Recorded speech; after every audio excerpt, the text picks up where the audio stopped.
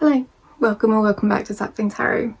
My name is Imogen and welcome to my reintroduction, I suppose. I've taken a bit of time off doing videos and things. I've been a wee bit burnt out, if I'm honest. And so I thought I would jump back in to do this tag by the lovely Coyote Tarot. Please forgive the setup. My desk is a mess, so we're perched over here. The window is open and backlit. We've got a robin singing us a serenade, but I'm just gonna go for it. So prompt number 1 is, where are you from? I am originally from England, but I now live in Scotland. It's a beautiful place to be a tarot reader, to be a witch. I feel lucky every day that this is where I live and get to do this work. Yeah. How did you come up with your channel name? I wish I had the piece of paper for you because I actually found it the other day. It was a case of writing down all the words of, because my channel name is my business name, my tarot reading business name, and it was writing a whole load of words down on a big piece of paper, which is how I would recommend you name anything, and just putting them together. I wanted it to be something to do with growing. I wanted it to be to do with kind of nurturing, and yeah, that was how we got here. Oh, we've got the piper. The robin was one thing. The piper, it might be something else. Okay, I hope you can't hear the piper anymore. So how long have you been reading tarot? I've been reading tarot for, I don't know, somewhere around 15, 16 years. How do you get into tarot? I want to film a whole video about this soon, but briefly, I had a really lovely next door neighbour, and she read my mum's tarot, she read my tarot, and I was hooked. Do you read for other people? Yes, absolutely. Booking information always in the description box, but also I'm aware we're all tarot readers, so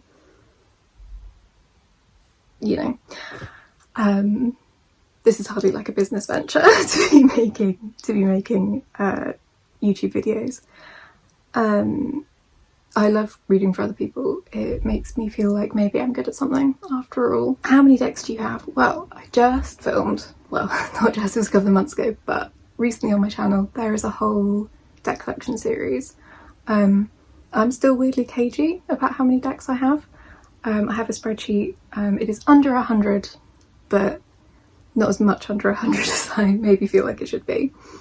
How and where do you store your decks? Can you, I don't know if you can see, down here there's like a little trolley, and I keep them all in there, all the ones that I use regularly anyway. I keep other ones in this bookshelf actually. What do you look for in a deck? I have got more discerning, as I think we all do, particularly as we grow a collection. I really hope that it just like brings something different to my practice, a different perspective usually. Sometimes a different art style if I just really love it. Sometimes like a different layer to add on top of existing tarot knowledge. So we've got like astrology and the elements, and it's like the Herbcrafters tarot or the embodied ecosystems tarot, and they add something that I can then add to my sort of mind map, web, conspiracy theory, red string board in my brain about tarot. How would you describe your deck collection? Well, I would say eclectic. I don't know how to answer this question. I would really like to do my tarot identity tag by Carrie's Mystical Musings. I have it written down on the same page. And I've quite struggled with like trying to sum myself up in relation to my deck collection, trying to sum my deck collection up, trying to sum my personality up in a deck. It's I don't know, I feel like that's something that's easier to do from an outside perspective. I think my collection is quite varied, and yet I think I have quite a specific taste in decks. I couldn't phrase that for you, I couldn't explain my taste, but I can be quite, if I'm scrolling through a list of decks, it's like yes, no, no, no, no, no, no, yes, yes, yes, which is, you know, a good thing, I think. Do you rehome decks? Not often. I've got much better at knowing what I like. Sometimes I will get carried away with a second-hand deck and just be like, well, this wasn't really for me, was it? So I'd say like 1 or 2 a year, unless I do something like buy an eBay job lot because I want one of the decks and then I will sell the others. So yeah, in terms of decks that I've bought thinking I would work with them, I say maybe like 1 or 2 a year. Do you have a go-to deck? I have a go-to working deck for reading for other people, which is the Tarot of the Divine by Yoshi Yoshitani, which I keep wrapped up in a little reading cloth that I made. It's like folklore, myths and legends from around the world in a sort of cartoony, slightly Disney-ish style. I really like the artist's work and use of colours in particular, and I really like having the stories to play with. If I ever get stuck in a reading, I can just slip into storyteller mode. I mean, all of my tarot reading style is essentially storyteller mode, but I can just tell you the story until something jumps out at me. What does your tarot practice look like? All over the place. I did do the September tarot over on Instagram, which involved me doing like 10 or 11 readings in September, which is many more than I usually do. But like a lot of people, we're drifting into the dark half of the year up here in the Northern Hemisphere, and up here in Scotland it is really dark. And so I'll probably be doing a bit more, but yeah, it's scattered, it's varied. That's like a lot of my life. ADHD, hello. I try to pick a deck or 2 every astrological season to work with. I keep them on my bedside table to give me the prompt, but I don't have any sort of daily practice or even weekly practice. I try and do a 3-card spread at some point in the 2 weeks after the new moon, at some point in the 2 weeks after the full moon. Maybe one as the zodiac season changes, but I'm not precious about it. What other tools do I work with tarot? I like an oracle deck. That is also one of the questions, I think, but it's hiding under another post-it note. Do you use oracle tarot? Yeah. I use multiple decks more often than I used to because that is the TarotTube effect, I think. And I more often use like tarot and tarot, but I like an oracle deck. I understand them now. I didn't for a while. I thought they were all a little bit kind of love and light. But some people have made some cool oracle decks, and I think they're really fun and useful, impactful little nuggets to add into a reading. I also work with runes. I'm not great at it, but I'm working on it. What else? In terms of divination tools, that's it really. I quite like a bit of like kind of scrying and stuff. I'm a bit witchy, I like it. But yeah, I can't remember. It's so long since I wrote all these prompts down and since I watched the original video. I can't remember if it was like I have a tarot journal. I like a spread cloth. I designed some quite early on in my tarot practice and I still use them and love them. I can't think of anything else. I should have written down my answers. That would have been clever. I've written down the questions at least. what's a typical reading look like? Well, if it's for me, then like everything I do, it's a little bit spit and sawdust. That's why I don't talk about kind of witchy stuff often in public spheres, because it's just all a bit messy. But so for me, if I'm reading for myself, then it's shuffling until the cards come flying out and it feels like they want to talk. And then I like playing with other people's spreads. I think that's fun. If I need answers for something, then I grew up with Celtic crosses. I'm still a Celtic cross person. That's where I go if I need answers. Mostly because I think if you start throwing that many cards on the table, you're going to start getting like repeat themes, and that really like drives a point home. If it's for another person, then I do short, medium and long readings, but I call them short, mid-length and in-depth, because I think a long reading sounds intimidating, and I always worry that if I call something a medium reading, they think I'm going to start talking to their like dead relatives or something, which is not part of my business. Yeah, that's not, I know other people do it, but that's not my flavour of tarot. So I do 3-card, 5-card or 10-card readings. The 10-card is Celtic cross-ish, my version, the version that I grew up with, and a 5-card is, well, a 3-card is essentially a version of a past, present, future, and then the 5-card is with a conscious and an unconscious influence.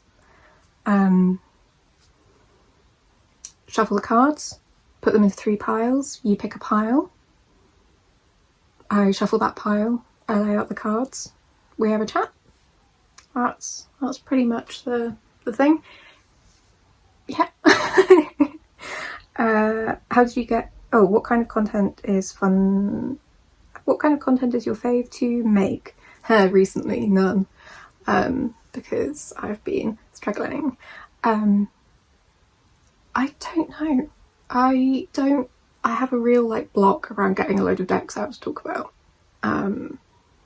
Not for any moral reasons, but because getting stuff out in order to film is always going to be a block for me. So I quite like just being able to gab, maybe with like 1 or 2 decks, and then just like chatting and waving my hands around, or in this case, you get to see my face. To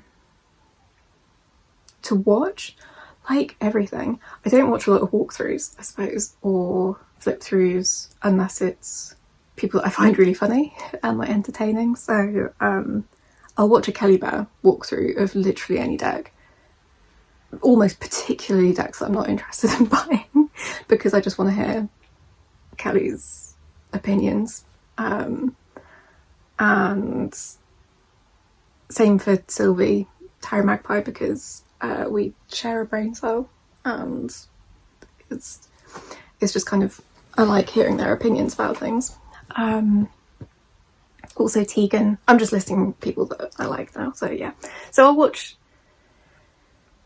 walkthroughs for people that I suppose I connect with, but I don't go looking for them unless I'm going to buy a deck, but then usually I've made up my mind anyway.